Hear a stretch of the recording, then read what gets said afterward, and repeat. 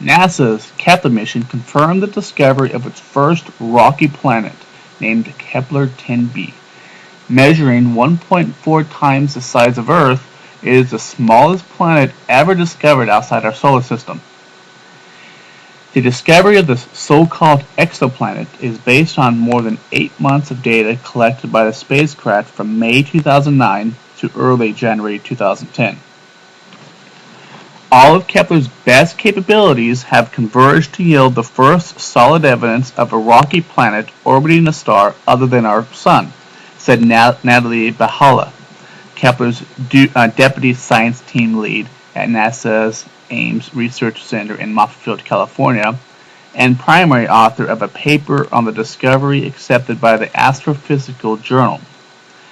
The Kepler team made a commitment in 2010 about finding the telltale signature of small planets in the data, and it's beginning to pay off. Kepler's ultra-precise photometer measures the tiny decrease in a star's brightness that occurs when a planet crosses in front of it. The size of the planet can be derived from these periodic dips in brightness. The distance between the planet and the star is calculated by measuring the time between successive dips as the planet orbits a star. Kepler is the first NASA mission capable of finding Earth-sized planets in or near the habitable zone, the region in the planetary system where liquid water can exist on the planet's surface. However, since its orbit once every 0.85 days, Kepler 10b is more than 20 times closer to its stars than Mercury is to our Sun, and not in the habitable zone.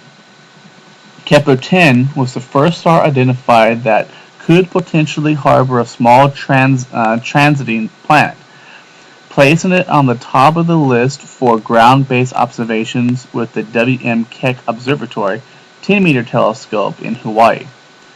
Scientists awaiting for a signal to confirm Kepler 10b as a planet were not disappointed. Keck was able to measure tiny changes in the star's spectrum, called Doppler shifts, caused by the telltale tug exerted by the orbiting planet on the star.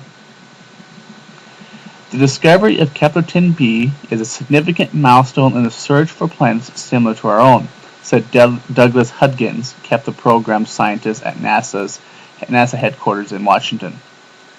Although this planet is not in the habitable zone, the exciting find showcases the kinds of discoveries made possible by the mission and the promise of many more to come, he said. Knowledge of the planet is only as good as the knowledge of the star it orbits.